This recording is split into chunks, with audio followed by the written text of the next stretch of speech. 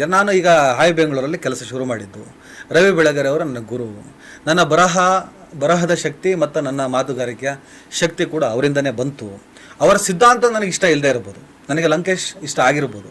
ಅದೇ ಬೆಳಗೆರೆ ಅವರ ಬಂಡತನ, ಅವರ ಒಂದು ಮ್ಯಾಜಿಕ್ ರೈಟಿಂಗು, ಇನ್ನಿತರ ಸಣ್ಣ ಪುಟ್ಟ ಸ್ಕಿಲ್ಲು ಅಷ್ಟಿಲ್ಲ, ಆ ಪ್ರಮಾಣದಲ್ಲೂ ಇಲ್ಲ, ಇಲ್ಲಿ ಸಾಧ್ಯವೂ ಇಲ್ಲ, ಮುಂದಿನ ದಿನಗಳು ಸಾಧ್ಯ ಆಗೋದೂ ಇಲ್ಲ. ಅಟ್ಲೀಸ್ಟ್ ಅವೇನೋ ಮಾಡಿ ಇವನು ಏನೋ ಒಂದು ಮಾತಾಡ್ತಾನೆ, ಇವನೇನೋ ಮಾಡ್ತಾನೆ, ಇವನು ಮಟ್ಟ ಹಾಕಬೇಕು ಅಂದಾಗ ಚಿಂತನ್ ಧರ್ಮ ಸಿಕ್ತು.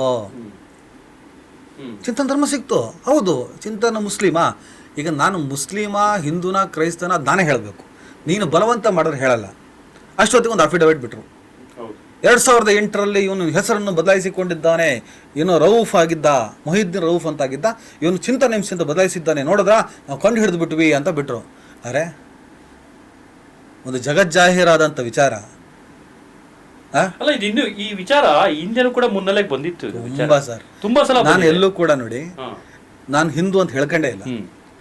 ಫಸ್ಟ್ ಆಫ್ ಆಲ್ ಚಿಂತನ್ ನನ್ನ ಹೆಸರು ಹಿಂದೂ ಹೆಸರೇ ಅಲ್ಲ. ಚಿಂತನ್ ಅನ್ನೋದು ಬುದ್ಧ ಧರ್ಮದಲ್ಲಿ ಬರೋ ಹೆಸರು. ಚಿಂತನ ಅನ್ನುವಂಥ ಪದ ಬಂದಿತ್ತೆ ಬೌದ್ಧ ಧರ್ಮದಲ್ಲಿ. ನೀವು ಯಾಕೆ ಬುದ್ಧ ಅಂತ ತಗೊಳ್ಳಲ್ಲ? ಆಮೇಲೆ ಹಿಂದೂ ವಿರೋಧಿ, ಇವ್ರಿಗೇನೋ ಒಬ್ಬ ಮುಸಲ್ಮಾನ ಹಿಂದೂ ಹೆಸರು ಹಿಡ್ಕೊಂಡು ಹೇಳೋದು, ಹಿಂದೂ ಹೆಸರಲ್ಲ. ಆಮೇಲೆ ಹೆಸರಿಡ್ಕೊಂಡು ಹಿಂದೂ ವಿರೋಧಿ ಕೃತ್ಯವನ್ನು ಮಾಡ್ತಾನೆ, ಹಿಂದೂ ವಿರೋಧಿ ಕೆಲಸ ಮಾಡ್ತಾನೆ ಅಂತ ಹೇಳ್ಬಿಟ್ಟು ಪೋಸ್ಟರ್ ಕ್ರಿಯೇಟ್ ಮಾಡ್ತಾರೆ. ಸರ್, ನಾನೀಗ ಒಂದು ಎಕ್ಸಾಂಪಲ್ ಕೊಡ್ತೀನಿ, ಎವಿಡೆನ್ಸ್ ಕೊಡಬೇಕು. ನೀವು 150 ಪೋಸ್ಟರ್ ಮಾಡಿ, 150 ವಿಡಿಯೋ ಮಾಡಿ, ನೀನು ಹಿಂದೂ ವಿರೋಧಿ ಅಂತ ಬೊಗಳೋ ಬದಲು ಹಿಂದೂ ವಿರೋಧಕ್ಕೆ ಸಂಬಂಧಪಟ್ಟ ಹಾಗೆ 1450 ವಿಡಿಯೋ ಮಾಡಿದ್ದಾನೆ, 3-4 ಲೇಖನಗಳನ್ನು ಬರೆದಿದ್ದಾನೆ. ಹಿಂದೂ ವಿರೋಧದ ಒಂದೇ ಒಂದು ಸ್ಟೇಟ್ಮೆಂಟ್ ಇರುವಂಥ ಒಂದು ಎವಿಡೆನ್ಸ್ ಹಾಕಿ ಮಾತಾಡ್ಬೇಕಲ್ವ ನೀವು? ಯಾಕೆ ಹಾಕಲ್ಲ? ಎವಿಡೆನ್ಸ್ ಇಲ್ಲ. ಆದರೆ ನೆರೆಟಿವ್ ಸೃಷ್ಟಿ ಮಾಡ್ಬೋದು. ಫೋಟೋ ಹಾಕಿ ಒಂದು ಅರ್ಧ ಫೇಸ್ ಮುಸ್ಲಿಮ್ದು, ಅರ್ಧ ಹಿಂದೂದು, ಅರ್ಧ ಟೋಪಿ, ಅರ್ಧ ಕೇಸರಿ ಹಾಕಿಬಿಟ್ಟು ನೋಡಿ ಇವನು ಮುಸಲ್ಮಾನನಾಗಿ ಹಿಂದೂ ಮುಖ ಹಾಕಿ ಹಿಂದೂ ವಿರೋಧ ಕೆಲಸ ಮಾಡ್ತಾನೆ ಅಂದಾಗ ನೋಡೋಣ ಏನು ಮಾಡ್ತಾನೆ?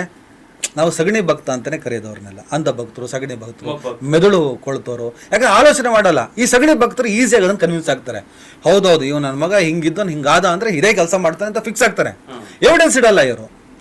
ಈಗ ನನಗೂ ಕೂಡ ಈ ನೆರೆಟಿವ್ ಸೆಟ್ ಮಾಡಿದ್ಯಲ್ಲಪ್ಪ ನೀನು, ಯಾರೋ ಮಾಡಿದ್ನಲ್ಲ ಅವನು, ಈಗ ಕೇಸ್ ಆಯ್ತು ಮೊನ್ನೆ, ಫೇಕ್ ಗಾರ್ಡ್ ಅವನು ಅಲ್ಲ, ಇಷ್ಟು ನೆರೆಟಿವ್ ಮಾಡಿದೆಯಲ್ಲ, ನನಗೂ ನಿನ್ನ ಫೋಟೋ ಹಾಕಿ. ನನ್ನ ಹತ್ರ 10 ಗ್ರಾಫಿಕ್ ಡಿಸೈನರ್ ಇದ್ದಾರೆ. ನಾನು ಕೂಡ ವ್ಯಾಪಾರಿ, ನಾನು ಬಿಸ್ನೆಸ್ಸೇ ಮಾಡ್ತಾ ಇರೋದು.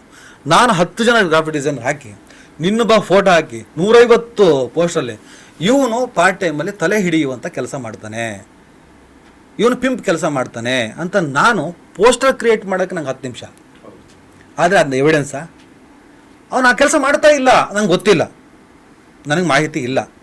ಮಾಹಿತಿ ಇಲ್ಲದೆ, ಎವಿಡೆನ್ಸ್ ಇಲ್ಲದೆ ನೀನೊಬ್ಬ ತಲೆ ಹಿಡ್ಕ ಅಂತ ನಾನು ಮಾಡೋಕ್ಕೆ ಎಷ್ಟೊತ್ತು? ಅವಾಗ ಜನ ನೋಡೋರು, ಇವನ್ ಇದಾಕತ್ತೆ ಅಂತಲೇ ನಂಬ್ತಾರೆ.